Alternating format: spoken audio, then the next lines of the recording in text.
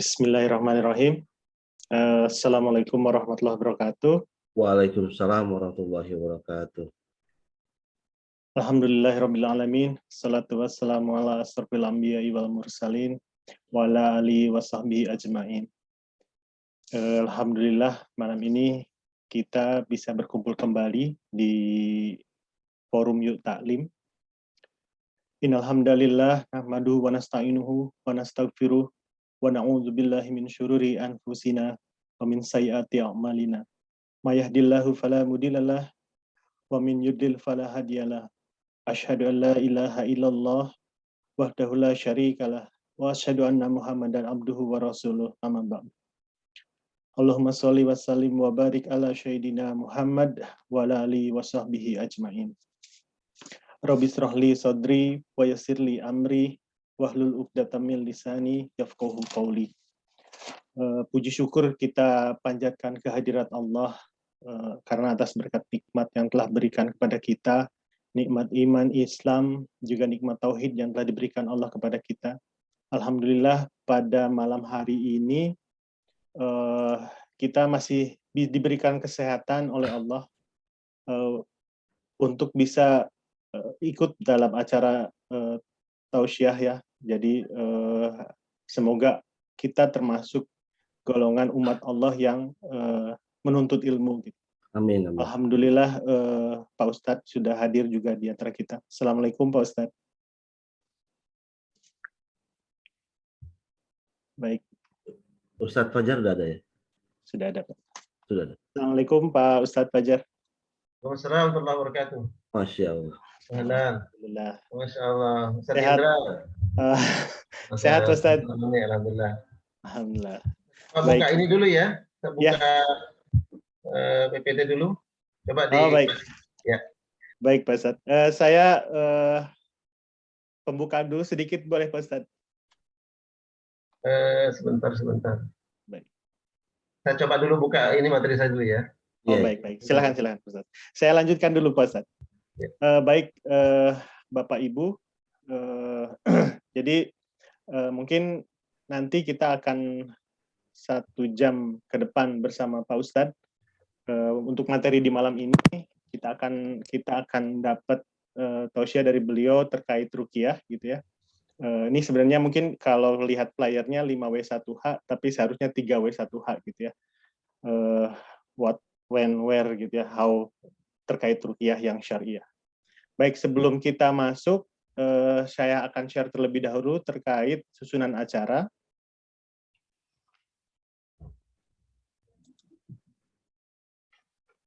Baik, jadi malam ini kita akan materi yang akan dibawakan oleh Pak Ustadz Fajar adalah pengenalan ruqyah. Pak Ustadz Suparman Fajar, LC MAG, beliau adalah dai dan praktisi ruqyah.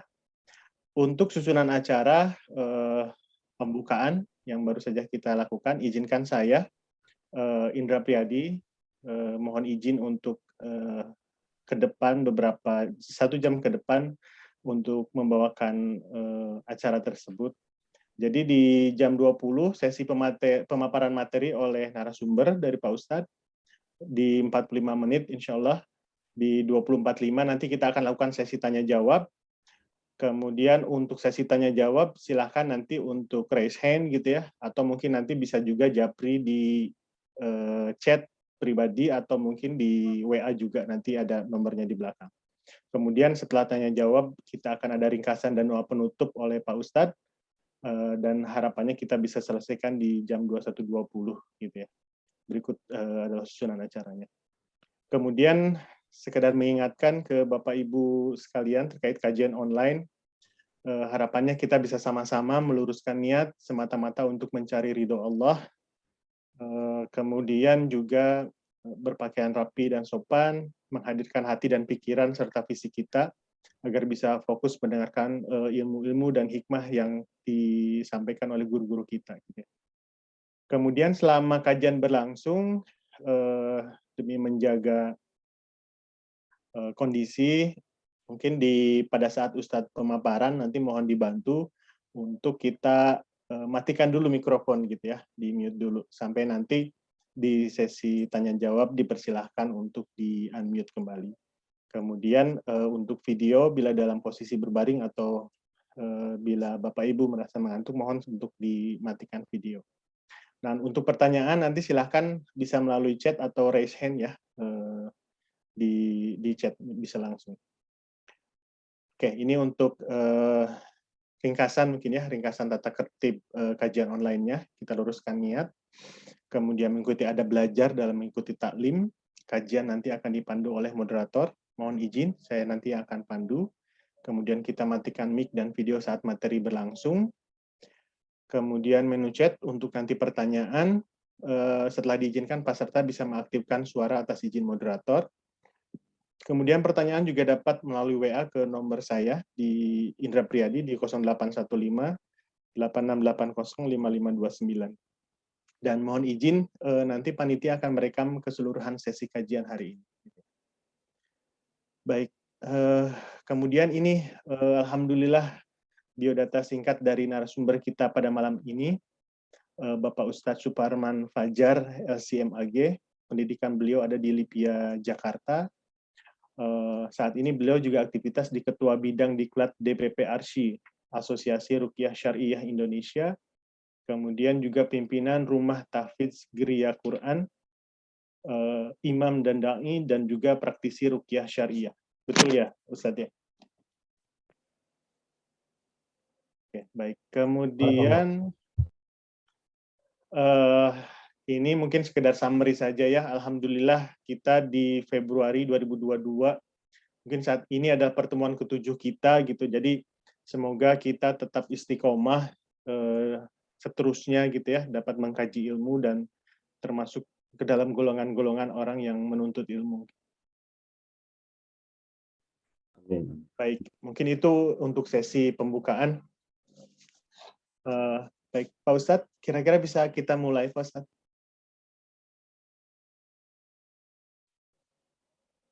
Masih di mute. Baik, baik, waktu dan tempat kami persilakan, Pak Ustadz.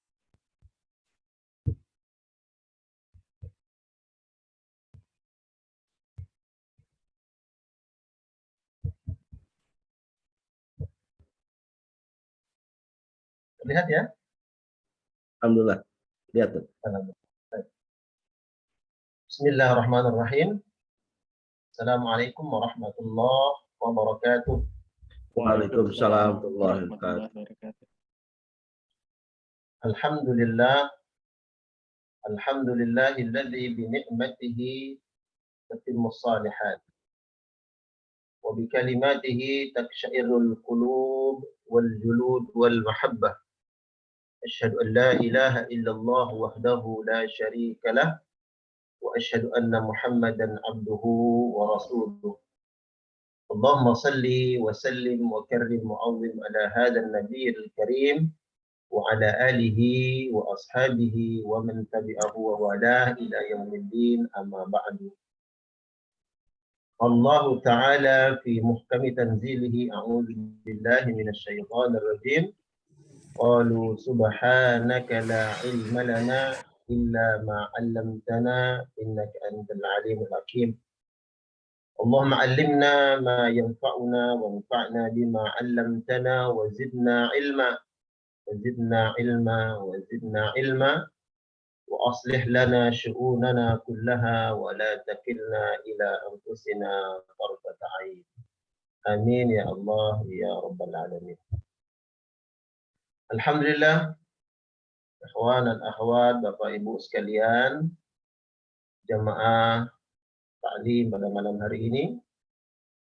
Pertama, mari sama-sama kita mengucapkan alhamdulillah, rasa syukur kita kepada Allah Subhanahu wa taala di mana malam hari ini biiznillah dengan izin Allah Subhanahu wa taala kita masih diberikan nikmat sehat wal afiat, nikmat panjang umur, dan alhamdulillah di waktu yang insya Allah diberkahi oleh Allah Subhanahu wa taala ba'da salatil isya, setelah salat isya kita meluangkan waktu kita hadir bersama lewat media Zoom untuk sama-sama mentajdid iman, memperbarui iman kita saling menasihati dalam ketaatan, dalam kebenaran, dan memperbaharui, meningkatkan, dan menambah wawasan keislaman kita, pemahaman kita tentang agama Allah Subhanahu wa Ta'ala. Tentunya harapan kita, semoga pertemuan kita di malam hari ini Allah catat sebagai amal saleh, amal ketaatan kita di sisi Allah Subhanahu wa Ta'ala.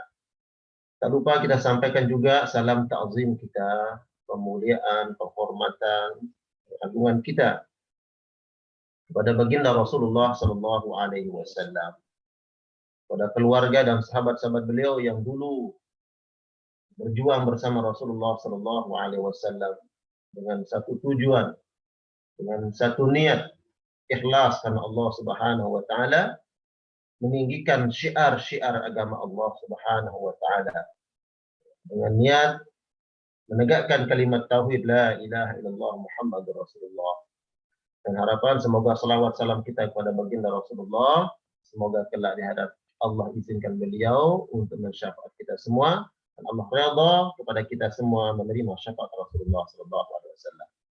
Dan selanjutnya kepada pemandu acara Bapak Indra Priyadi, barakallahu fikum, syukran lakum, terima kasih sudah memandu acara ini. Ya, mudah-mudahan dari awal kajian sampai nanti kita tutup kajian kita, Allah Subhanahu wa Ta'ala berikan kemudahan, tidak ada satu hal apapun hambatannya, dan Allah berikan kita ilmu yang bermanfaat. Kemudian ada Ustaz Roni, ya, dan para jamaah yang lain yang insya Allah dimuliakan oleh Allah Subhanahu wa Ta'ala. Alhamdulillah malam hari ini tentunya tema kita tentang ruqyah syariah. Bagaimana sudah insya Allah disampaikan kepada para jamaah. Jemaah sekalian yang dimuliakan Allah Subhanahu wa Ta'ala, sebuah sunatullah. Artinya sunatullah itu sesuatu hal yang pasti terjadi, bahwa Allah Subhanahu wa Ta'ala pasti akan menguji kita. Karena dunia ini adalah maidanul ibtila. Dunia ini adalah memang di mana kita akan selalu diuji oleh Allah Subhanahu wa Ta'ala. Nah, bagian dari ujian yang Allah berikan kepada orang-orang yang beriman adalah ujian berupa penyakit. Dan sunatullah, ya, Allah takdirkan bahwa bagian dari takdir yang Allah sudah letakkan dalam mizan timbangan takdir Allah adalah Allah ciptakan sebuah penyakit. Allah menciptakan sebuah penyakit, kemudian Allah juga memberikan obatnya. Nah, penyakit ini bagian dari ujian dan cobaan Allah Subhanahu wa Ta'ala. Nah, dalam menerima dan mensikapi ujian ini, jemaah sekalian yang dimuliakan Allah Subhanahu wa Ta'ala, kita kemudian mencari cara, mencari jalan untuk mengatasi, ya, ujian berupa penyakit agar kita sembuh. Dan ini sebuah ikhtiar yang disyariatkan, ya, sebuah ikhtiar yang disyariatkan. Para nabi, para rasul ketika mereka sakit, ya mereka ikhtiar berusaha untuk mendapatkan kesembuhan dengan cara yang diwahyukan kepada mereka, para nabi dan para rasul.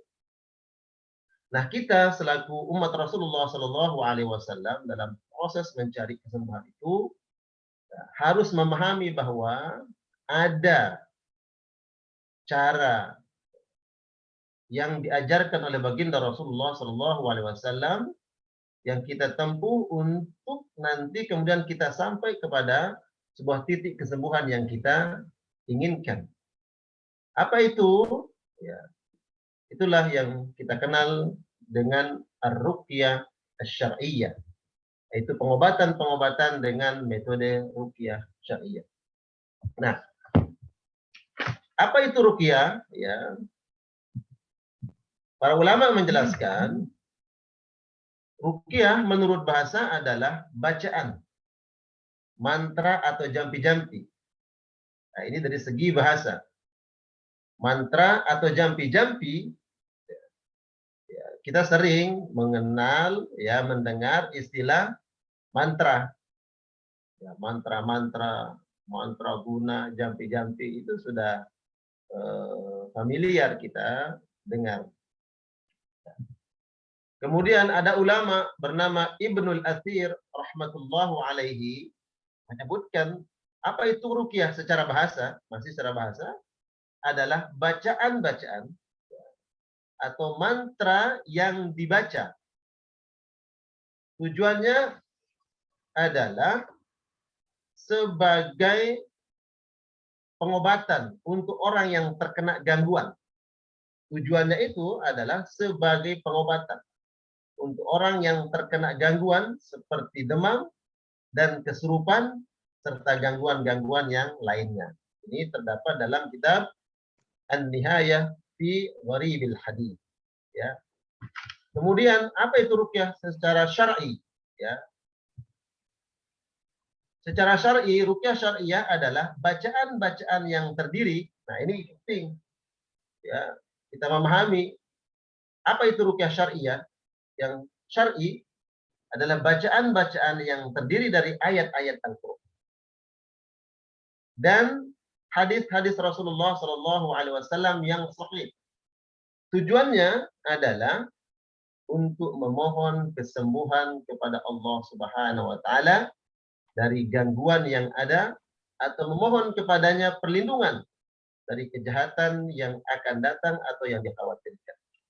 Nah, dari sini jemaah sekalian yang dimuliakan Allah Subhanahu wa taala, kita memahami apa itu ruqyah yang syar'i. Karena nanti kita akan menemukan jemaah sekalian yang dimuliakan Allah, di luaran sana ada praktek pengobatan. Ya. Ada orang-orang yang menawarkan jasa kesembuhan, jasa pengobatan dengan menggunakan label ruqyah. Nah, agar kita mengetahui ruqyah ini syar'i atau ruqyah ini sesuai tidak dengan apa yang diajarkan oleh baginda Rasulullah SAW, sesuai dengan tuntunan akidah dan agama kita, maka secara sederhana untuk kita mendeteksi apakah syar'i atau tidaknya adalah lihat apa yang dia baca. Ya. Kalau yang dia baca itu adalah ayat-ayat Al-Qur'an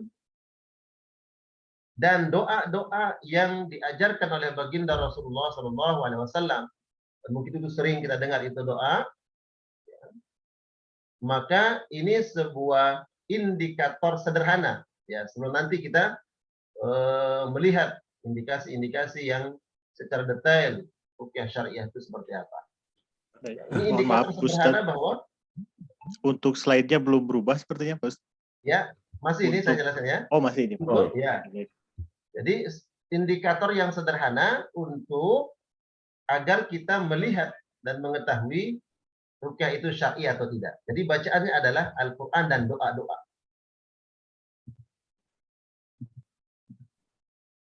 Kemudian mengapa kita harus melakukan ruqyah? Ya. Ini yang kedua. Kenapa kita harus melakukan ruqyah? Pertama, karena ruqyah itu adalah perintah Allah Subhanahu wa taala. Jadi kembali kepada definisi tadi. Apa itu ruqyah? Adalah doa-doa yang bersumber dari Al-Qur'an dan hadis-hadis Rasulullah yang tujuannya adalah sebagai doa perlindungan dan kesembuhan. Nah, Allah Subhanahu wa taala dalam Al-Qur'an menyebutkan wa imma yanzaghannaka minasyaitani nazghun fasta'iz billah innahu sami'un alim. Ini ada di dalam surat Al-A'raf ayat 200. Dan jika kamu ditimpa sesuatu godaan setan, maka apa perintah Allah? Fasta'iz billah. Maka mintalah perlindungan kepada Allah Subhanahu wa taala. Innahu sami'un alim, karena dia Allah Subhanahu wa taala Maha Sami, Maha mendengar, Alimun, Maha mengetahui. Ada perintah di dalam Al-Qur'an untuk kita memprotek diri kita. Ya. membentengi diri kita dan menjaga diri kita dari gangguan-gangguan tadi yang kita khawatirkan. Nah, Ustaz. Kemudian, Asif, Ustaz. Afwan, Ustaz. ya, Ustaz di slide berapa atau berapa, Ustaz? Afwan, Ustaz. ini mengapa harus melakukan ruqyah? Ada terlihat? Di kami nih masih Masih di slide pertama, halaman Ustaz, penting pertama. memahami ruqyah. Oh, ini udah jalan di saya.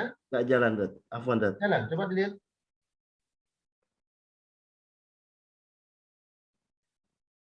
Mengapa harus melakukan ruqyah?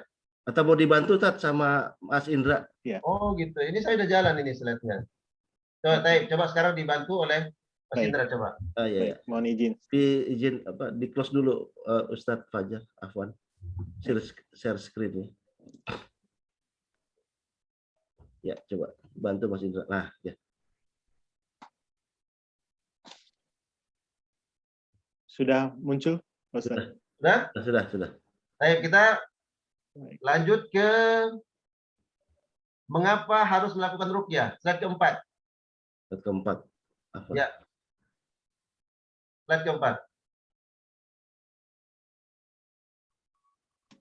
Baik.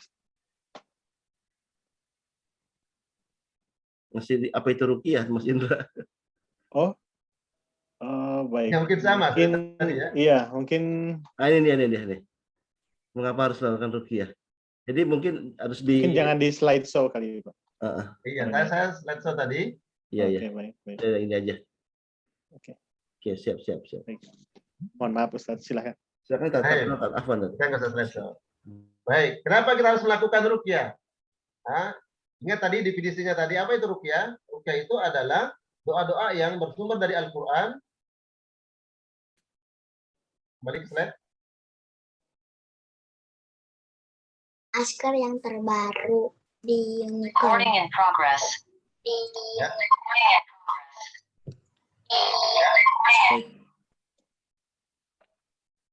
Baik. Pertama, karena ruqyah itulah perintah Allah Subhanahu wa taala. Allah sebutkan di dalam Al-Qur'an surat Al-A'raf ayat 200. A'udzubillahi minasyaitonir rajim. Wa imma yanzaghannaka minasyaitoni nazghun fasta'iz billah. Apabila setan itu sudah mulai berulah ya melakukan hal-hal yang menyakiti manusia, maka hal yang dilakukan manusia adalah fasta'iz billah, minta perlindungan kepada Allah Subhanahu wa taala. Jadi ada perintah di situ. Minta perlindungan kepada Allah. Karena fungsi ruqyah itu adalah sebagai proteksi, sebagai perlindungan, sebagai wiqayah, sebagai hisn, sebagai benteng. Nah, kemudian di surat An-Nas Allah sebutkan ya, qul a'udzu birabbin nas. Katakan, a'udzu birabbin nas, aku berlindung kepada Tuhannya manusia. Malikin nas, ilahin nas, sampai akhir ayat. Di akhir suratnya. Nah, di situ ada perintah dari Allah Subhanahu wa taala agar kita melakukan perlindungan buat diri kita untuk memproteksi diri kita dari gangguan-gangguan yang kita khawatirkan. Baik, lanjut berikutnya.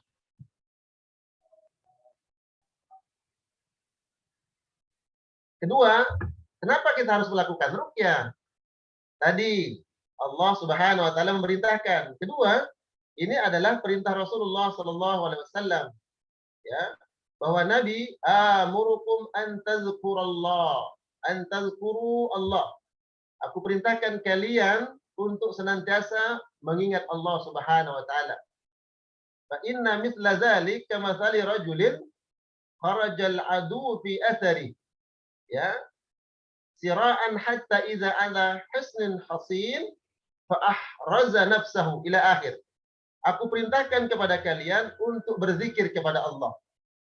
Ya. Perumpamaan zikir kepada Allah itu seperti orang yang dikejar oleh musuh. Sehingga dia menemukan sebuah benteng yang kokoh, lalu dia berlindung di dalamnya dari kejaran musuh. Demikian pula seorang hamba, ia tidak dapat berlindung dari kejahatan setan kecuali dengan zikir kepada Allah Subhanahu wa taala. Nah, jadi ini ada perintah dari Rasulullah Shallallahu alaihi wasallam untuk apa? Kita membentengi diri kita. Kata ala hisnin hasin, agar kalian masuk kepada benteng yang kuat. Nah, benteng yang kuat bagi seorang mukmin agar dia terjaga, ya, terlindungi dari gangguan-gangguan, maka tidak lain dan tidak bukan adalah dengan zikrullah, dengan zikir kepada Allah Subhanahu wa taala. Dan zikir-zikir yang bersumber dari Al-Qur'an, ya, zikir-zikir yang bersumber dari doa-doa Rasulullah SAW, ini adalah ruqyah syariah. Terus berikutnya, kemudian yang ketiga, ya, mengapa mesti ruqyah yang syar'i? Kalau tadi, kenapa harus kita ruqyah? Karena perintah Allah Subhanahu wa taala, perintah Rasulullah SAW. Kemudian kenapa harus ruqyah syar'iyah? Nah, ini nanti yang kemudian para jamaah mungkin akan mempertanyakan, selain ruqyah yang syar'i itu memang ada ruqyah yang non syar'i. Ya, nanti akan ada penjelasannya itu. Kenapa harus ruqyah syar'iyah? Pertama, ruqyah syar'iyah itu adalah sebagai solusi terapi Islami. Ya. Saya sering menjelaskan bahwa al-Islamu dinun syamilun kamilun yatakallam an kulli jawanibil hayat. Agama Islam ini adalah agama yang komprehensif, agama yang sempurna. Maka setiap urusan orang-orang yang beriman itu diberikan jalan, diberikan solusinya dalam Islam. Nah, termasuk, ya, ketika kita diuji oleh Allah Subhanahu wa taala dengan ujian penyakit, Allah berikan solusinya. Pertama, apa Allah katakan? A'udzubillahi minasyaitonirrajim di dalam Al-Qur'an surat Al-Isra, wa nunazzilu minal Qur'ani ma huwa shifaa'u wa rahmatun lil mu'minin. Dan kami nunazzilu, kami turunkan dari Al-Qur'an itu ma huwa shifa', sebagai penawar, ya. Al-Isra 82. Wa rahmatun, dan dia sebagai rahmat lil mukminin, bagi orang-orang yang beriman. Nah, jemaah sekalian yang dimuliakan Allah, menariknya Al-Qur'an, ketika Al-Qur'an menyebut dirinya sendiri sebagai syifa. Ya, dalam bahasa Arab, jemaah sekalian yang dimuliakan Allah, yang artinya obat, ya. Obat dalam bahasa Arab itu disebut dengan ad-dawa. Kemudian disebut juga dengan asy-syifa. Itu kita temukan dalam kamus-kamus bahasa Arab, nanti akan terjemahnya adalah obat. Nah, Al-Qur'an ketika menyebut dirinya sebagai obat, dia tidak menggunakan kata dawa, tapi menggunakan kata syifa'un. Wa nunazzilu minal Qur'ani ma huwa syifa'. Dan kami turunkan Al-Qur'an itu sebagai syifa. Jadi terjemahnya sebagai penawar, sebagai kesembuhan. Apa maknanya jamaah sekalian yang dimuliakan Allah? Para ulama tafsir menjelaskan bahwa apa beda antara ad-dawa dengan asy-syifa. Dalam kitab-kitab tafsir dijelaskan bahwa kalau ad-dawa itu adalah obat, sebagaimana obat yang kita konsumsi. Umpamanya kita minum sebuah produk obat, saya nggak sebut ya. Kita minum obat ini. Alhamdulillah, bismillah, sembuh. Kemudian ada teman kita yang sakit, sama seperti penyakit kita. Didiagnosa oleh dokter, sama hasil diagnosanya. Dikasih resep obat, sama. Tapi kita sembuh, ternyata teman kita nggak sembuh. Loh, bedanya apa? Ya, bedanya apa? Oh, sakit saya sama, diagnosa sama, obatnya sama, saya sembuh, yang ini nggak sembuh. Nah, para ulama mengatakan itulah ad-dawa. Karena ad-dawa itu tidak memberikan kesembuhan secara hakiki. Ya.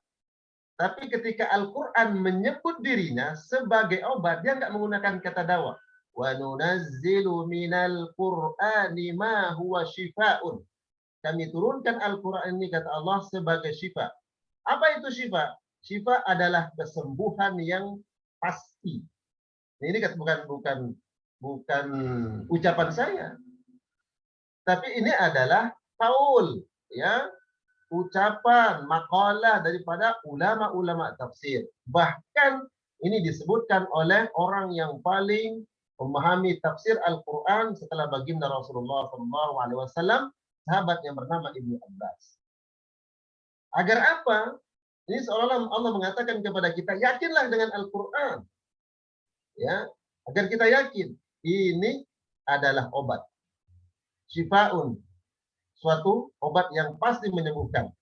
Ya. Agar kita setiap mengalami apapun penyakit kita, pertama kembali dulu kepada Allah Subhanahu wa taala. Zikrullah, ingat Allah, berdoa, baca bismillah. Makanya kemudian jemaah sekalian yang dimuliakan Allah, banyak tim-tim medis yang kemudian subhanallah, ketika dia akan mengimpus, ketika dia akan menyuntik, melakukan tindakan, pertama yang dia baca bismillah. Pertanyaannya, bismillah itu ayat apa? Ayat Al-Quran. Dengan harapan apa? Dengan bismillahnya, dengan nama Allah itulah kemudian dia berharap nanti pasiennya, orang yang dilakukan tindakan diberikan kemudahan, kesembuhan oleh Allah Subhanahu wa taala. Ya. Kemudian selanjutnya, ya, Pak Indra, Al-Quran adalah sebagai terapi Islami. Kemudian kedua, kenapa harus ruqyah syariah? Ruqyah syariah terapi yang diwahyukan oleh Allah Subhanahu wa taala. Jadi ruqyah ini bukan hasil daripada penemuan seorang guru, seorang ulama, enggak. Ruqyah ini adalah bersumber dari langit. Ya. Mana buktinya? Ada hadis yang diriwayatkan oleh sahabat Abi Sa'id Al-Khudri radhiyallahu taala anhu mengatakan anna Jibril atan nabiyya sallallahu alaihi wasallam faqala ya Muhammad ishtakaita faqala na'am qala bismillah arqik min kulli syai'in yu'dhik wa min syarri kulli nafsin aw 'ainin hasid Allah yashfik bismillah arqik. Ya, kata sahabat Abi Sa'id Al-Khudri bahwa malaikat Jibril mendatangi baginda Rasulullah sallallahu alaihi wasallam dan Jibril bertanya, "Wahai Muhammad, apakah engkau mengeluhkan sesuatu? Hal ishtakaita? Kamu mengeluhkan sesuatu?" Faqala na'am. Iya. Jadi saat Jibril bertanya itu ada sesuatu hal yang tidak mengenakkan pada jasad. Ya, ini pada jasad baginda Rasulullah sallallahu alaihi wasallam, pada fisik Nabi sallallahu alaihi wasallam. Kemudian malaikat Jibril mengatakan bismillah, ya, dengan menyebut nama Allah. Nah, ini kan zikrullah, ya. Bismillah dengan nama Allah, arkika, aku akan meruqyahmu. Nah, di sini. Jadi ruqyah ini bukan penemuan seorang ulama, ya, Pak Indra dan jemaah sekalian yang dimuliakan Allah. Ini adalah langsung diajarkan oleh malaikat Jibril kepada baginda yang mulia sallallahu alaihi wasallam. Bismillah dengan nama Allah aku meruqyahmu. Min kulli syai'in. Ya, tadi menyebut nama Allah, ya. Min kulli syai'in yu'dhi, dari segala sesuatu yang menyakitimu. Ya. Min kulli syai'in yu'dhi. Min syarri kulli nafsin, dari jiwa-jiwa yang buruk. Nah, jiwa-jiwa yang buruk ini apa? Ada orang yang iri, dengki, hasad dengan kita, kemudian berniat buruk terhadap diri kita. Au ainin hasid, atau dari tatapan mata-mata yang hasad.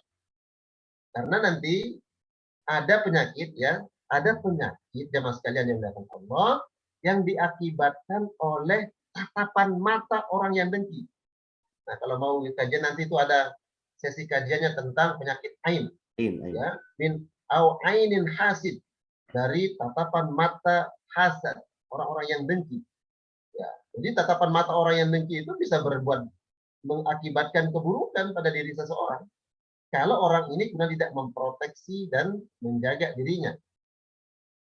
Allah yashfik bismillahirrahmanirrahim. Allah yang menyembuhkanmu, dengan nama Allah aku meruqyahmu. Rawahu Muslim. Hadis ini hadis sahih yang diriwayatkan oleh Imam Muslim rahmatullahi alaihi. Ya, jadi kenapa kita harus melakukan terapi ruqyah syariah? Karena terapi ruqyah syariah itu adalah wahyu dari Allah Subhanahu wa taala. Berikutnya. Yang ketiga, kenapa harus melakukan ruqyah syariah? Karena merupakan sunnah daripada baginda Rasulullah Sallallahu Alaihi Wasallam. Ya, sunnah Nabi itu ada sunnah qauliyah, ya, sunnah yang dia ucapkan disebut dengan sunnah qauliyah. Kemudian ada sunnah fi'liyah, ada sunnah yang dilakukan langsung dipraktekkan oleh Nabi Sallallahu Alaihi Wasallam dan dilihat, ya, dimonitor, dilihat, ya, oleh para sahabat. Dan ada sunnah takririyah. Nah, di sini ada sunnah fi'liyah Rasulullah Sallallahu Alaihi Wasallam, sunnah yang dilakukan oleh Rasulullah, yang diriwayatkan oleh Ummul Mukminin Aisyah radhiyallahu taala anha. Beliau meriwayatkan qalat kana Rasulullah Sallallahu Alaihi Wasallam. Nah, hadis ini jemaah semoga kita biasa amalkan. Ya, amalkan sunnah Nabi.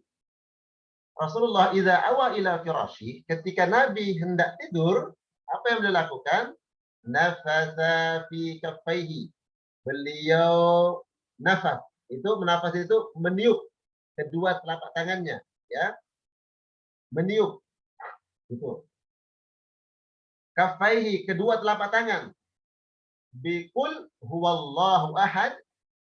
Kemudian beliau membaca Qul huwallahu ahad sampai akhir. Wabil mu'awwidhataini jami'an. Kemudian beliau membaca dua surat mu'awwidhatain. Apa itu?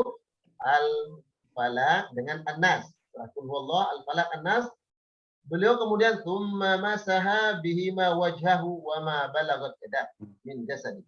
Kemudian beliau mengusap, ya, bagian tubuh beliau yang terjangkau, dan beliau juga mengusap wajahnya. Nah, jadi beliau membaca ayat Al-Quran, ya, sebagai ruqyah buat diri beliau, sebagai proteksi buat diri beliau, sebagai penjagaan buat diri beliau.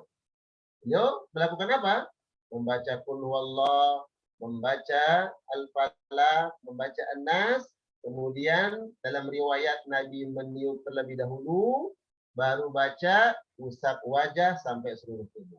Riwayat yang lain beliau baca dulu, kemudian ditiup kedua telapak tangan, kemudian diusap ke seluruh tubuh. Ya.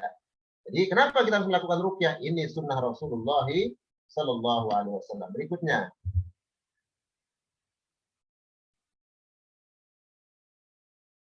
Kenapa kita harus melakukan terapi ruqyah syar'i? Ya, karena terapi ruqyah ini ternyata adalah warisan, ya, ada 13 slide. Ya.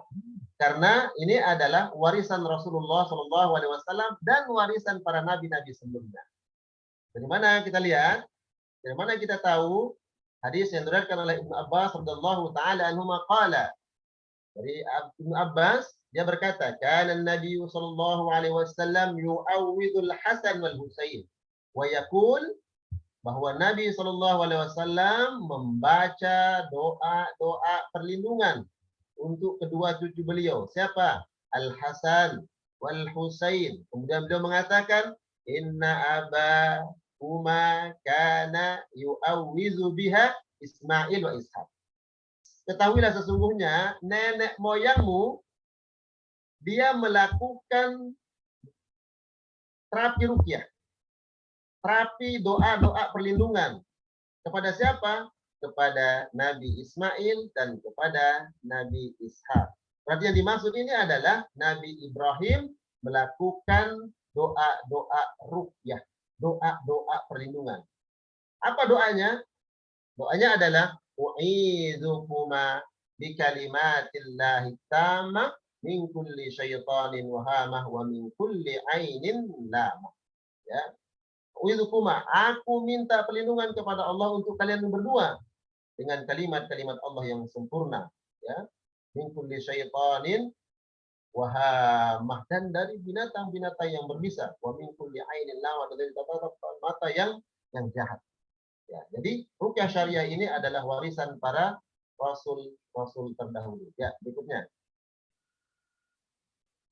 Siapa yang harus diruqyah? Pertama, semua kita butuh untuk ruqyah.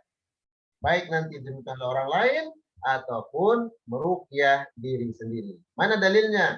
Dalil yang kita baca tadi. Nabi SAW memerintahkan umatnya agar senantiasa ala hisnin hasin, dia memiliki benteng yang kuat, benteng yang kokoh untuk dirinya dari gangguan-gangguan yang buruk.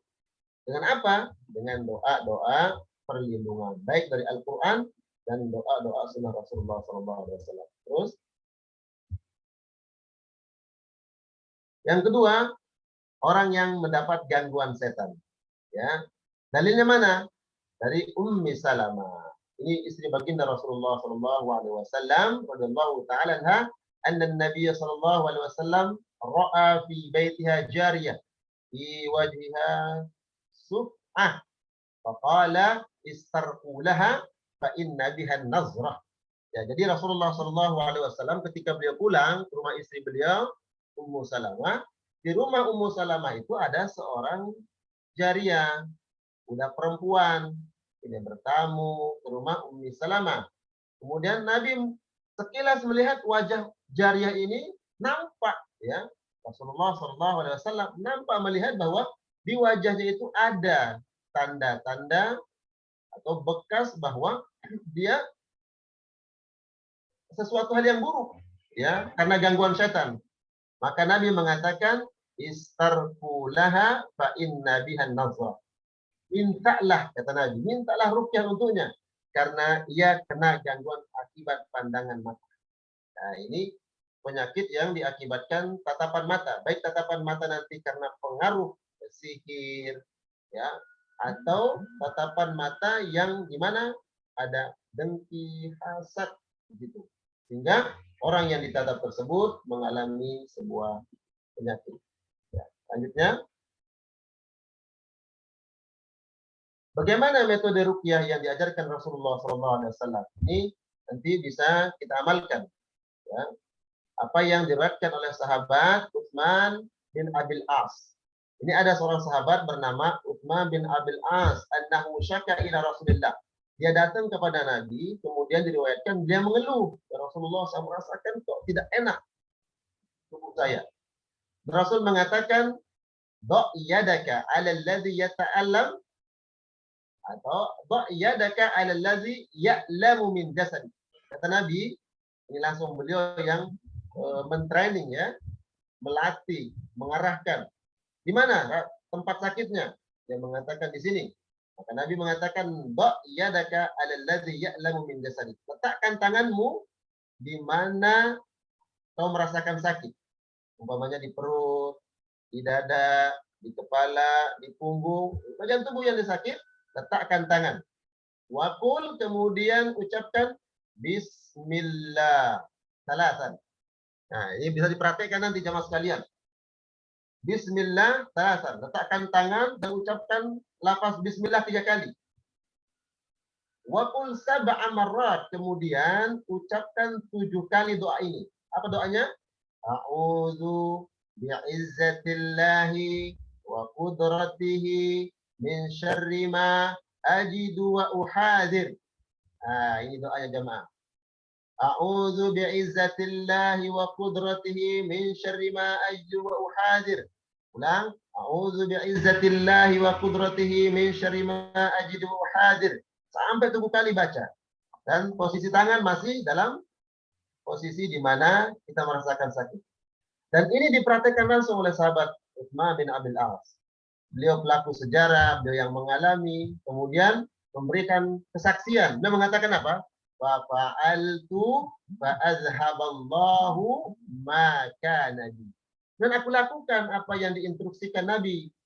Ya, aku letakkan tanganku di posisi yang sakit dan aku baca apa yang diperintahkan oleh Nabi. Fa azhaba Allahu ma kana bi. Dan Allah hilangkan apa yang aku rasakan. Jadi ketika Utsman bin Abil As praktekkan ini, biiznillah ya, dengan izin Allah Subhanahu wa taala hilang penyakitnya. Keluhan yang dirasakan tadi kemudian Allah bersihkan. Dengan apa? Dengan doa-doa ruqyah yang diajarkan oleh baginda Nabi sallallahu alaihi wasallam. Terakhir metode yang kedua. Nah, ini diamalkan. Metode yang kedua adalah hadis yang tadi yang diriwayatkan oleh Ummul Mukminin Aisyah radhiyallahu taala anha dengan metode usapan. Ya, metode usapan. Bagaimana Nabi sallallahu alaihi wasallam ketika beliau hendak tidur, beliau membaca qul huwallah, kemudian membaca al-falaq, membaca an-nas, setelah itu beliau meniup kedua telapak tangan. Dalam riwayat lain, Nabi tiup kedua telapak tangan, baca qul huwallah, al-falaq, an-nas, kemudian mengusap seluruh tubuh beliau. Inilah metode-metode yang sederhana ya, yang bisa kita lakukan untuk meruqyah ya, diri kita ataupun meruqyah keluarga kita atau meruqyah orang lain yang membutuhkan pertolongan dari kita. Selanjutnya terakhir, Allah Subhanahu wa taala berfirman dalam surat Yunus, a'udzubillahi minasyaitonirrajim. Ya ayyuhan nas, wahai manusia, qad ja'atkum mau'izatun min rabbikum, telah datang kepadamu pelajaran, mau'izah, pelajaran min rabbikum, dari Tuhan kalian, wa syifaa'un, dan penyembuh, lima fis sudur, bagi penyakit-penyakit yang berada dalam dada manusia, dalam dada-dadamu, wahudan, dan sebagai petunjuk, warahmatun, dan sebagai rahmat lil mukminin, bagi orang-orang yang beriman kepada Allah Subhanahu wa taala. Ya, di terakhir ini Allah Subhanahu wa taala mengingatkan kita bahwa ayat-ayat Al-Qur'an, firman-firman Allah Subhanahu wa taala adalah syifaun, ya, sebagai kesembuhan buat kita. Allahu a'lam bishawab. Baik. Ini sementara pemaparannya sesuai dengan tadi arahan dari pemandu acara sampai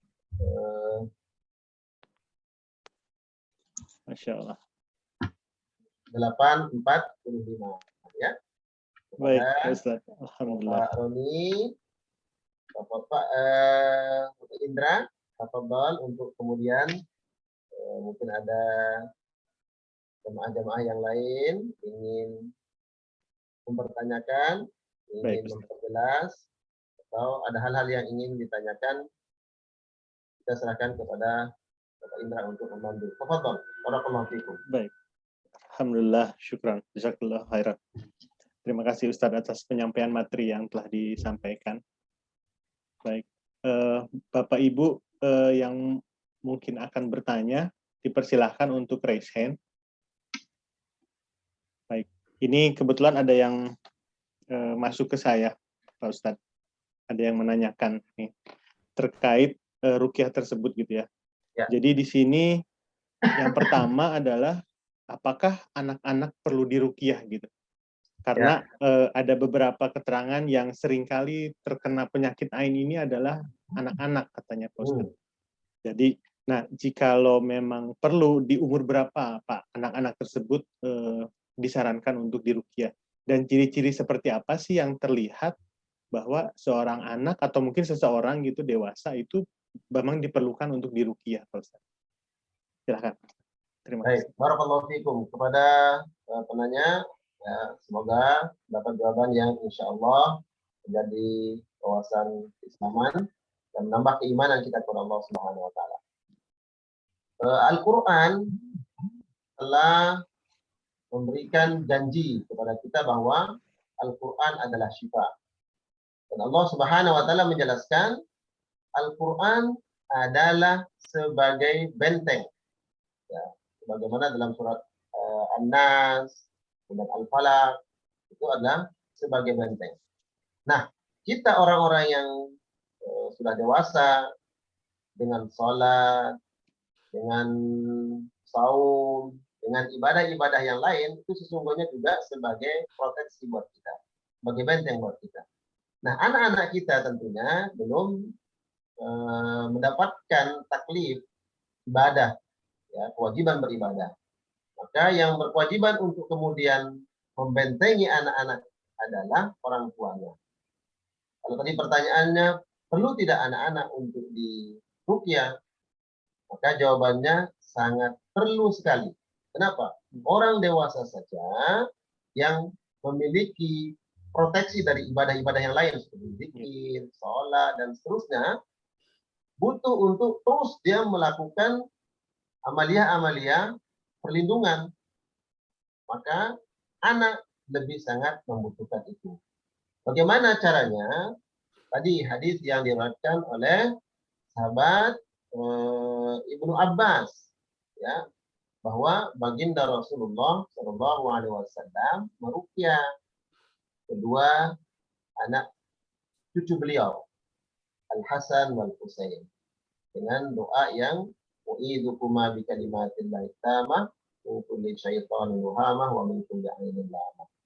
Maka bagi penanya itu nanti Dipraktekkan. hafal itu doa. Untuk apa? Bacakan itu kepada anak kita yang mungkin menurut kita ada indikasi ke arah gangguan. Nah, bagaimana ciri-ciri anak-anak yang diganggu? Secara umum, anak-anak yang diganggu biasanya adalah menjelang malam. Mulai dari menjelang maghrib itu ada sikap tindakan yang tidak biasanya, seperti ketakutan atau menampakkan sikap bahwa melihat sesuatu atau sangat sensitif dengan tempat tertentu. Nah, maka ini indikator anak tersebut diganggu oleh setan. Maka solusinya adalah bacakan ayat-ayat Al-Quran. Kemudian ciri-cirinya kalau menangis, ya menangis sangat luar biasa, menangis, namun tidak meneteskan air mata. Ya, para ulama menjadikan hal tersebut sebagai salah satu indikasi. Ya, kalau menangis berlebihan, kemudian kok tidak ada meneteskan air mata, maka ini indikasi anak tersebut mengalami gangguan. Maka bacakan doa-doa yang diajarkan Rasulullah SAW. Allah alam bisawab. Alhamdulillah. Baik, ini sudah ada Pak Ivan juga ini yang sudah raise hand. Silakan Pak Ivan untuk di-unmute. Ya. Assalamualaikum warahmatullahi wabarakatuh, Ustaz. Waalaikumsalam warahmatullahi wabarakatuh. Ya Ustaz, kalau saya ingin menyikapi kan sekarang ini kan banyak yang ditampilkan ruqyah-ruqyah di media massa, di televisi lah, di salah satu media televisi yang dimana ustadznya dalam meruqyah dia bilang bisa menebak. Ini pernah berbuat ini terhadap orang tuanya, terhadap orang, terus dia bisa melihat bahwa di dalamnya ada bangsa ini. Padahal kalau yang setahu saya, barang siapa orang yang bilang bisa melihat jin, sebetulnya dia telah berkolaborasi dengan bangsa jin sendiri. Iya. Nah, bagaimana kita menyikapi hal-hal itu dan memberikan pemahaman kepada umat dan pada masyarakat bahwa hal-hal seperti itu justru yang menjerumuskan kita kepada hal-hal yang di luar syar'i, Ustaz, gitu. Wassalamualaikum warahmatullahi wabarakatuh. Waalaikumsalam warahmatullahi wabarakatuh. Barakallahu fiikum, Ivan. Jadi di awal tadi saya menyampaikan bahwa sekarang itu banyak orang yang melakukan terapi pengobatan, kemudian mengaku melakukan terapi ruqyah yang syar'i. Maka itu kemudian penting untuk kita mengetahui indikasi atau tanda-tanda atau ciri-ciri ruqyah yang syar'i dan ruqyah yang non syar'i. Mungkin nanti kita akan, kalau Allah takdirkan, kita akan ada materi tentang itu. Nah, namun jadi ruqyah yang syar'i pertama yang dibaca adalah Al-Quran dan doa-doa yang diajarkan Rasulullah SAW. Kemudian ulama menjelaskan di antara ciri-ciri ruqyah yang syar'i itu tidak menebak-menebak dan tidak bisa melihat bangsa jin secara kasat mata jin dengan wujud aslinya. Nah, kalau ada orang yang bisa menebak, mengaku-ngaku bahwa oh ini jumlahnya sekian, oh yang mengirim ini sebulan, oh yang melakukan ini dan sebagainya, maka ulama mengatakan dalam kitab-kitab ruqyah ini salah satu indikasi Ini salah satu ciri ruqyah yang tidak sesuai dengan ajaran baginda Rasulullah SAW. Ruqyah yang non syar'i atau ruqyah yang syirkiyah. Al-Quran menyebutkan dalam surat Al-A'raf, innahu yarakum huwa wa qabiluhu min haitsu la tarawna. Sesungguhnya dia, setan itu atau jin itu, yarakum, dia melihat kalian. Ya, innahu yarakum huwa wa qabiluhu min haitsu la tarawna. Dari suatu tempat yang kalian tidak bisa melihat mereka. Jadi jelas Al-Quran mengatakan bahwa jin bisa melihat manusia, sedangkan manusia tidak bisa melihat jin. Kalau ada orang yang kemudian mengatakan bahwa saya melihatnya, saya tahu di mana posisinya, ya, berapa jumlahnya, dikirim oleh si ini, ya, penyebabnya ini, maka kita ingin mengatakan bahwa walaupun dia mengatakan melakukan terapi ruqyah yang syar'i, maka sesungguhnya ini adalah ruqyah yang tidak sesuai dengan syariat baginda Rasulullah Shallallahu Alaihi Wasallam. Maka harus hati-hati ya. Kita harus pandai-pandai untuk memilah dan memilih mana ruqyah yang sesuai tuntunan baginda Rasulullah dan mana ruqyah yang hanya sekedar berlabel syar'i. Karena dampaknya luar biasa. Ya, nanti kita khawatirnya jatuh kepada hal-hal yang berbau syirik. Ya, na'udzubillah, na'udzubillah min dzalik. Berarti Ustaz sebetulnya si orang yang meruqyah itu itulah yang sebetulnya harus diruqyah karena dia bilang dia bisa melihat jin. Ya, jadi begini, ada di dalam Al-Qur'an Allah sebutkan bahwa ya ma'syaral jin qad istaktartum minal ins wa qala awliya'uhum minal ins rabbana istamta'na ba'duna bi ba'd. Jadi pengakuan bangsa jin dan bangsa manusia nanti di akhirat ketika dikumpulkan oleh Allah, dulu kami di dunia itu saling bekerja sama, saling memberi keuntungan, saling memberi manfaat. Ya. Dan dari sini kita memahami ada manusia-manusia yang memang kerjasama dengan bangsa jin. Ya. Dengan bantuan jin nanti kemudian dia bisa mendeteksi bahwa oh ini si fulan kena ini, oh di rumah ini ada bangsa jinnya berapa. Itu bantuan siapa?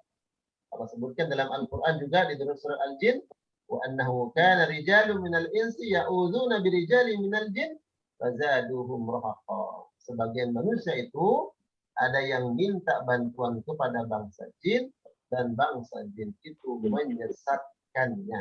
Ya, kita harus hati-hati. Jadi kalau ada orang bisa melihat, maka sebenarnya kalau dia tidak bohong ya, kalau dia tidak bohong, kemungkinannya dia adalah di dalam tubuhnya ada jin. Yang kemudian jin ini sebagai media dia untuk mendeteksi, ya, melacak jin-jin yang ada di dalam tubuh yang mungkin pasiennya atau mungkin orang lain dan sebagainya. Allahu a'lam bishawab. Miris ya Tat ya sekarang bahwa Kita media harus hati-hati. Ya, ini penting harus hati-hati karena terkait dengan akidah. ya Ustaz ya. Sekarang Ya, media kita nggak menyebut ya, menyebut nama.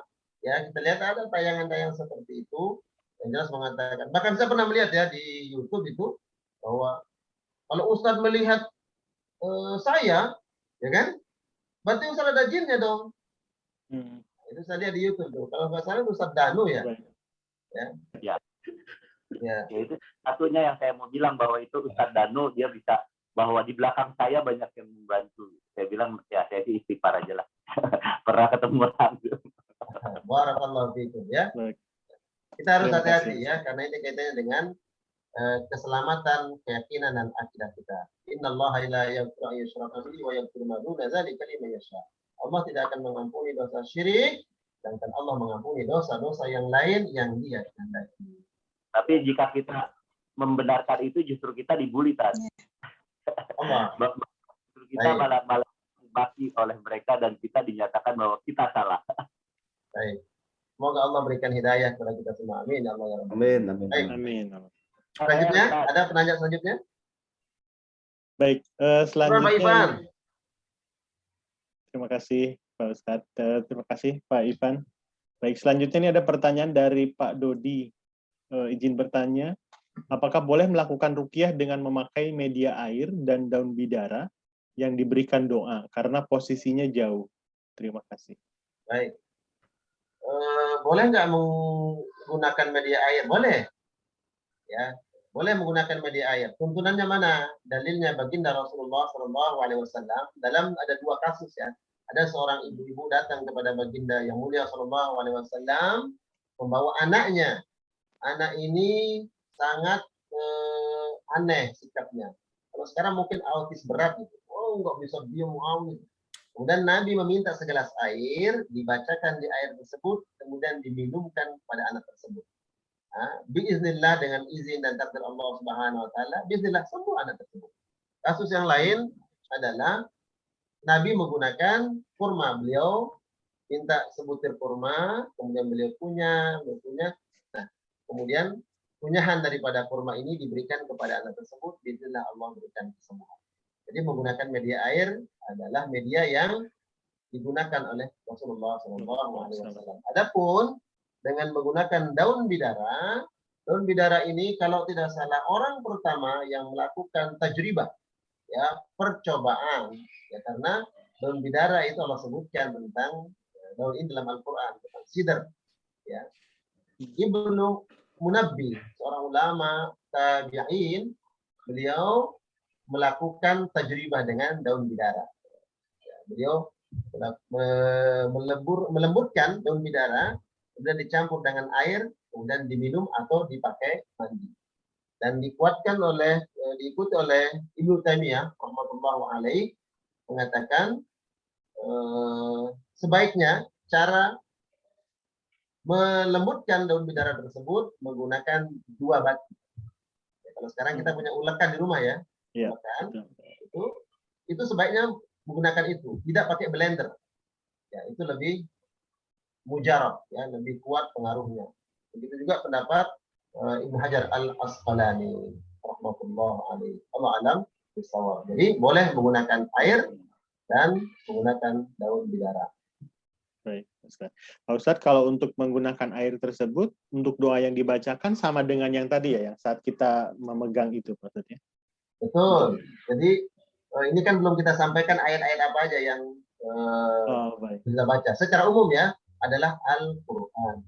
Kemudian Al-Fatihah, Al-Baqarah. Di Al-Baqarah secara khusus adalah ayat kursi. Kemudian 2 ayat terakhir Al-Baqarah dan Amanur Rasul. Kemudian Al-Saffat, Al-Jin, Al-Ikhlas, Al-Falaq, An-Nas. Dan kemudian tiup di air tersebut, kita minum dengan Bismillah, menggunakan tangan kanan, berharap kesembuhan, dan niatkan itu sebagai syifa buat kita. Ya, kalau kita menggunakan media air. Baik, terima kasih Ustaz.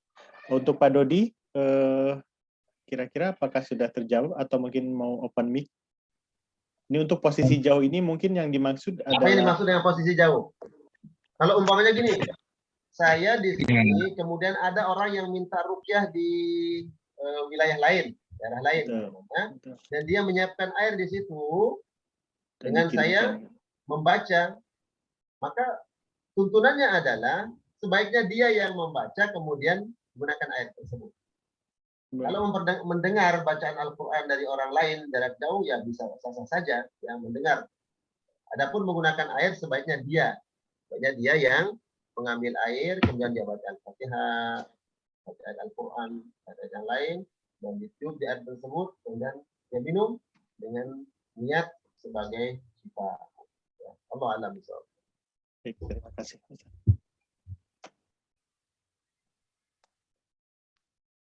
Baik, kemudian ada pertanyaan lagi, Pak Ustadz, dari Pak Dharma. Apakah bisa di-share nanti bacaan untuk ruqyah tersebut untuk bisa dihafalkan? Mohon izin Pak Ustadz, nanti mungkin bisa di-share. Ya, insya Allah nanti mungkin lewat. Baik. Ya, Patroni insya Allah. Patroni, betul. Baik, ini pertanyaan yang masuk via WA ini, Pak Ustadz. Jadi yang pertama, jenis penyakit apa saja yang perlu diruqyah? Apakah hanya penyakit yang bersentuhan dengan gangguan jin atau setan? Kemudian lokasi Ustadz di mana apabila nanti ada jemaah yang membutuhkan Ustadz untuk ruqyah. Itu mungkin dulu. Baik, jawabannya a'udzubillahi minasyaitonir rajim.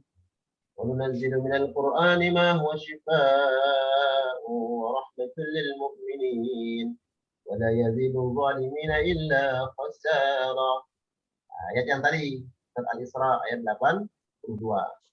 Dan kami turunkan Al-Qur'an itu sebagai syifa. Maka dari Al-Fatihah sampai An-Nas ayat Al-Qur'an ini adalah sebagai syifa, sebagai obat. Ya. Maka baca Al-Quran. Nah, kalau kita bingung mana nih ayat-ayatnya, secara khusus nanti kita pilih ayat yang memang ada rekomendasinya langsung dari Rasulullah. Ya, seperti ayat kursi, ya, kemudian 2 ayat terakhir Al-Baqarah, kemudian Al-Ikhlas, Al-Falaq, An-Nas, Qul-Huwallah, Al-Ikhlas, Al-Falaq, An-Nas. Nah, kemudian penyakit apa saja yang bisa diruqyah? Maka dengan tadi, dengan penjelasan ayat tadi secara umum, penyakit apa saja bisa disembuhkan biiznillah dengan izin Allah Subhanahu wa taala dengan ayat-ayat Al-Qur'an. Tentunya kita tidak membenturkan antara Al-Qur'an sebagai syifa dengan pengobatan-pengobatan alamiah yang lainnya. Ya, itu bagian dari ikhtiar. Kita berobat dengan Al-Qur'an. Tuntunan Al-Quran itu kembali dulu kepada Allah. Jadikan Al-Quran sebagai syifa. Ingat Allah Subhanahu wa taala, Dia yang memberikan penyakit, Dia menyembuhkan. Idza maridtu fa huwa yashfin. Dia yang memberikan penyakit, maka Dia yang akan menyembuhkan. Kembali dulu kepada Allah. Setelah itu baru kemudian kita pikirkan, ya, terbersih pikiran kita, hati kita. Oh, ada dokter, oh ada ini. Silakan, itu bagian dari ikhtiar. Tapi ingat, yang pertama yang kita ingat adalah Allah yang memberikan penyakit, maka Allah yang menyembuhkan. Cari kesembuhan itu dengan Al-Quran. Ya. Namun dalam prakteknya jamaah sekalian yang dimuliakan Allah, praktek ruqyah ini kalau kita lihat apa yang dilakukan Nabi SAW kepada seorang sahabat bernama Utsman bin Abil As. Atau Nabi, dia datang ke Nabi, kemudian mengeluhkan suatu hal yang tidak mengenakan dalam tubuhnya. Kemudian dalam riwayat lain, Nabi memerintahkan dia, coba kamu berbalik. Jadi membelakangi Nabi. Setelah dia membelakangi Nabi, Utsman bin Abil As ini ditepuk pundak oleh Nabi, ya, ditepuk. Saya mengatakan, "Ukhruj ya aduwallah, inni Rasulullah." Wahai musuh Allah yang ada dalam tubuh ini, keluar kamu. Saya ini Muhammad Rasulullah. Nah, itu bagian dari ruqyah Nabi. Nah, prakteknya Nabi ruqyah ini adalah karena gangguan yang gaib. Kemudian Nabi dalam riwayat Ummul Mukminin Aisyah radhiyallahu taala anha, Nabi tersengat kalajengking. Ya, Nabi tersengat kalajengking, kemudian Nabi meminta air dan meminta garam. Setelah itu dicampur garam tersebut di air, dibacakan ayat-ayat Al-Qur'an. Diambil ayat tersebut, diusapkan di bekas beliau tersengat kalajengking. Artinya apa? Ini sebuah isyarat dari Nabi Shallallahu Alaihi Wasallam, ya, penyakit-penyakit yang penyakit-penyakit medis murni, ya, maka ikhtiarkan dia dengan Al-Quran. Karena Nabi tersengat kalajengking, ya, dan Nabi menggunakan media air dan ayat-ayat Al-Quran. Maka penyakit apapun yang kita alami, setelah dia diagnosa oleh seorang ahli, ternyata kita punya penyakit ini, penyakit itu, secara medis, silakan kita ikhtiar secara medisnya, tapi jangan lupa ada kesembuhan dalam Al-Quran. Ambil air, ya, bacakan Al-Quran, minta kepada Allah Subhanahu Wa Taala, semoga Allah berikan kesembuhan dengan ayat-ayat Al-Quran. Allah a'lam bishawab. Untuk yang tadi Pak Ustadz, kira-kira kalau ada jamaah nanti yang saya tinggal di Depok. Ya, saya tinggal di Depok Jatijajar. Baik. Di slide pertama itu mungkin jamaah yang mau catat nomor handphone saya sebutkan ya, Pak Indra, boleh ya? Baik. Atau di situ, nah di slide pertama. Ini ya Pak Ustadz. Di 0813 1850 7130 ya Pak Ustadz. Baik. Jadi nanti kalau ada jemaah mohon izin untuk menghubungi Pak Ustadz. Tafadhol, silakan. Baik, mungkin Bapak Ibu ada yang mau bertanya, dipersilahkan. Baik, ini mungkin kembali ke Pak Roni, silakan Pak Roni. Assalamualaikum warahmatullahi wabarakatuh, Ustadz Fajar. Waalaikumsalam Assalamualaikum warahmatullahi Ya, ingin bertanya Ustadz terkait dengan keterangan bahwa ada beberapa di dalam hadis itu ada keterangan yang tidak dihisap gitu ya, Tat ya, terkait orang-orang yang dalam beberapa kategori, misalnya mengobati penyakit itu melalui panasnya tapal kuda kalau nggak salah. Terus yang kedua ada 7 kalau nggak salah. Terus kemudian yang terakhir itu orang meminta ruqyah. Itu bagaimana Ustadz mendudukan hadis tersebut, keterangan tersebut kepada apa yang kita pelajari ini? Baik. Ada hadis yang menjelaskan 70.000 umat Rasulullah Shallallahu Alaihi Wasallam, ya, yadkhulunal jannah, mereka kelak akan masuk surga bi ghairi hisab, tanpa dihisab dulu. Jadi memang masuk surga tanpa dihitung itu amal solehnya. Nah, bonus masuk surga. Siapa mereka? Salah satunya disebutkan dalam hadis itu adalah wala yastarkun, mereka yang tidak minta ruqyah. Nah, ini mungkin dimaksud oleh Saudara ini, ya, 70.000 tadi.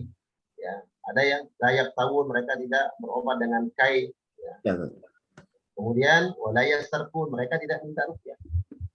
Penjelasan para ulama yang dimaksud dengan la yastarkun, mereka tidak minta ruqyah. Saya hanya mengutip pendapat para ulama dan saya baca dalam kitab-kitab ruqyah. Pertama maknanya adalah mereka yang tidak minta ruqyah yang syar'i. Karena nanti ada ruqyah yang syar'i, ada ruqyah yang syar'i. Kedua, apabila ketika dia minta ruqyah, ini menjadi penyebab kurangnya tawakal kepada Allah. Ini yang orang-orang yang tidak masuk golongan itu. Adapun mereka yang minta ruqyah dan ketawakalan mereka sedikit pun tidak berkurang, sebagaimana mereka juga tidak berkurang ketawakalannya ketika datang kepada tim medis, datang ke dokter ini, minum obat ini, tawakalnya ya Allah, medis ini, dokter ini, obat ini hanya sebagai sabab saja, sebagai media kesembuhan, sebagai sebab saja. Tapi yang menyembuhkan adalah Allah Subhanahu wa taala, maka sama dengan ruqyah tadi. Ketika dia ruqyah dan tidak kurang tawakalnya kepada Allah Subhanahu wa taala, maka dia tidak termasuk daripada golongan tersebut. Ini penjelasan para ulama. Kemudian Ibnu Taimiyah menjelaskan sebenarnya hadis ini menunjukkan bahwa sebaiknya, kata beliau, ya, sebaiknya mana lebih baik? Sebaiknya orang tersebut dari hadis ini memotivasi dia agar mampu meruqyah dirinya sendiri. Nah, penting makanya kemudian kita belajar apa ayat-ayatnya, Al-Fatihah, awal Al-Baqarah 1 sampai 5, kemudian nanti ayat kursi, kemudian ayat 2 ayat Al-Baqarah, kemudian hal muda As-Saffat, Al-Jin, Al-Ikhlas, Al-Falaq, An-Nas. Kita pelajari, kita baca, sehingga kalau kita ingin meruqyah diri sendiri, kita lakukan. Kalau berat karena kita tidak begitu paham, ya, kurangnya wawasan kita tentang itu, barulah kemudian kita boleh datang kepada ustaz yang memiliki kompetensi dalam hal itu untuk ruqyah. Dan insya Allah orang yang datang seperti ini tidak masuk kepada golongan 70 tadi. Ya. Alhamdulillah. Syukur Ustaz, jelasan. Syukur Ustaz. Silakan Pak Indra. Baik, terima kasih. Baik, Bapak Ibu, jika ada yang masih ingin ditanyakan, Pak Ustadz, mungkin dari saya satu, Pak Ustadz. Oh, jadi Jadi saya sering kali mendengar gitu bahwa kalau misalkan salah satu ciri yang harus diruqyah adalah pada saat kita mengaji gitu kan sering ngantuk. Kalau enggak, kalau misalkan sholat kita sering kadang-kala lupa ini kita di rakaat berapa gitu ya. Ya. Nah, apakah itu memang betul perlu diruqyah ataukah memang terkait kehusuan seseorang gitu ya dalam melaksanakan ibadah? Baik gini, Terima kasih. orang yang tadi saya jelaskan bahwa siapa yang harus diruqyah, orang yang kena gangguan. Gangguan ini nanti ada level ringan, sedang, berat gitu. Nah, yang level ringan ini hendaknya dia terapi mandiri, memperbanyak Al-Quran, kemudian lakukan metode tadi, usapan, ya, tiupan, kemudian letakkan itu. Level yang rendah ini seperti apa? Kalau mulai khotib naik di atas mimbar, alhamdulillah, mulai baca khutbah, mulai ngantuk dia, ngantuk.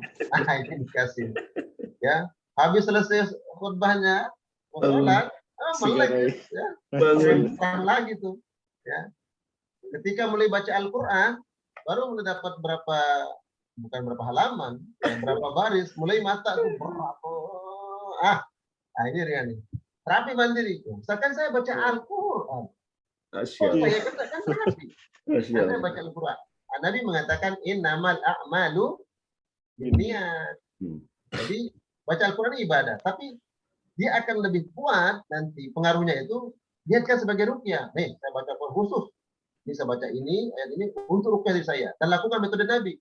Tiupan, usapan, tepukan, letakkan bagian tangan. Bukan ini. Yang ringan-ringan ya. Sering ngantuk, sering lupa bilangan rakaat sholat. Gitu. Tapi kalau uang nggak lupa dia kan. Bilangan sholat lupa. Gitu. Nah, ini ringan. Nah, ada yang kemudian sedang nanti ya. Sedang ini ya bawaannya was-was terus, ya, was-was, kemudian sedih. Tanya apa penyebab sedih? Nggak tahu kenapa sedih. Khawatir. Nah, ada yang kemudian berusaha untuk dikendalikan pikirannya, dikendalikan sampai ada yang kesurupan. Ya, ini kan perlu untuk perlu untuk mendapatkan penanganan. Ya, Allah alam bisawab. Terima kasih, Ustaz. Baik, waktu sudah menunjukkan di jam 9.15. Bapak Ibu, apakah masih ada yang mungkin mau ditanyakan atau mau disampaikan?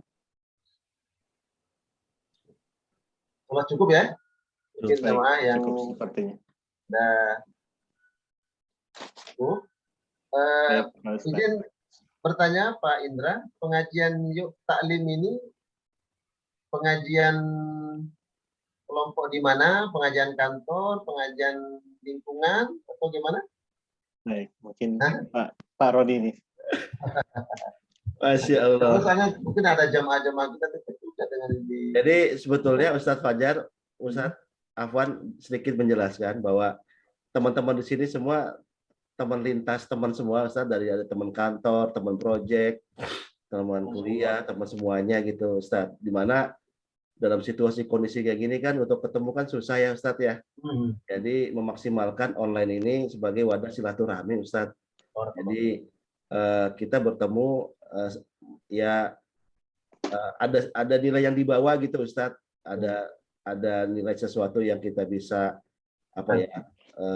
amalkan lah sehari-hari gitu Ustadz. Mungkin banyak forum-forum yang sifatnya ketemu ya, sekedar ketemu mungkin ya itu juga silaturahmi bentuknya ya, tapi kalau kita memang mengkhususkan untuk teman-teman sini semua lintas, temannya siapa, pokoknya kita kumpul di sini aja gitu ya, untuk mendengarkan tema-tema yang kita butuhkan gitu Ustadz ya. Jadi memang kita butuhkan, ada beberapa teman-teman yang membutuhkan tema ini ya di antara kita. Kira-kira gitu Ustadz gambaran besarnya. Silakan Ustadz, silakan Mas. Sedikit saya ingin mungkin menguatkan ya keluar dari tema ini. Ada ayat yang sering kita baca, surat yang insya Allah kita hafal. A'udzubillahi minasyaitonirrajim. Bismillahirrahmanirrahim. Wal asri, demi waktu. Innal insana lafi khusr. Yang namanya Suparman ini akan rugi. Yang namanya Pak Indra akan rugi. Pak Roni akan rugi. Teman-teman semuanya akan rugi. Kita berpotensi menjadi manusia yang rugi. Illal ladzina amanu. Allah mengatakan, tahukah engkau siapa yang tidak rugi? Pertama adalah orang-orang yang beriman. Wa amilus shalihat, dan melakukan amal saleh. Pak ulama Imam Syafi'i menjelaskan makna illal ladzina amanu. Orang yang tidak rugi itu adalah orang yang selalu menguatkan dirinya, membekali dirinya dengan ilmu. Orang yang diberikan ilmu oleh Allah Subhanahu wa taala, ini orang yang wa amilus shalihat, kemudian dia beramal, melakukan ibadah, melakukan ketaatan kepada Allah, basisnya adalah ilmu. Ya, pijakannya adalah ilmu. Nah, alhamdulillah dari tadi apa yang disampaikan oleh Dr. ini adalah media untuk kita menambah ilmu kita, menambah wawasan keislaman kita, memupuk keimanan kita, menguatkan silaturahmi. Mudah-mudahan ini Allah berikan kita ilmu, Amin. sehingga kita tidak termasuk orang-orang yang rugi dalam pandangan Allah Subhanahu wa taala. Amin. Man salaka tariqan yaltamisu fihi ilman sahhalahu Allah bihi tariqan ilal jannah. Barang siapa yang melangkahkan kakinya, mungkin sekarang makna terjemahnya ya, yang cocok adalah barang siapa yang mengeluarkan bahkan waktunya ya, ikut hadir kajian, ya, mungkin dia duduk di rumah, dia tidak berjalan, tapi meluangkan waktunya, Allah sesungguhnya akan mudahkan dia kelak meniti jalan sirat menuju surga Allah. Amin. Amin. Amin. Allah ya Rabbal alamin. Amin. Baik, Bapak Ibu, kita sudah sampai di penghujung acara. Mohon izin Pak Ustadz untuk mungkin kata penutup dan sekalian ditutup dengan doa, Pak Ustadz. Kami persilakan. Jemaah sekalian yang dimuliakan Allah Subhanahu wa taala. Saya sering menganalogikan begini.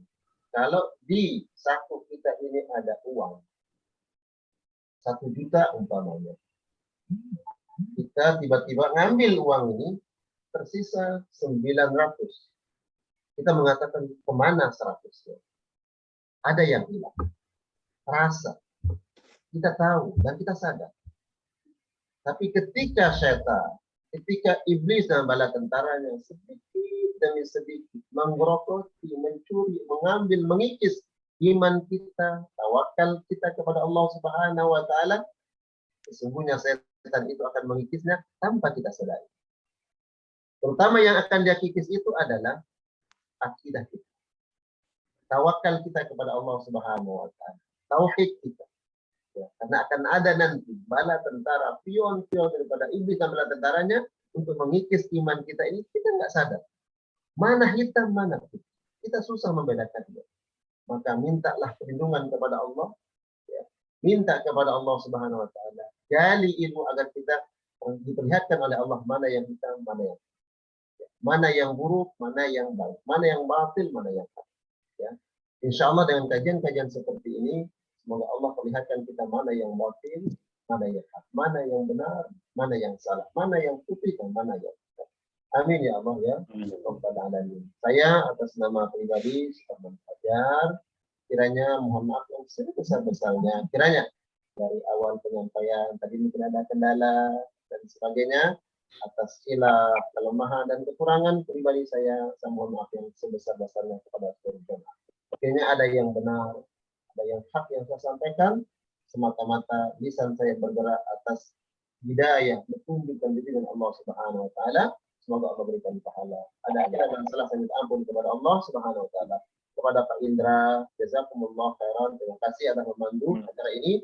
Ustaz Roni, barakallahu fikum, dan seluruh jamaah yang saya tidak sebut satu persatu. Uhibbukum fillah, saling cinta yang temukan Allah Subhanahu wa taala.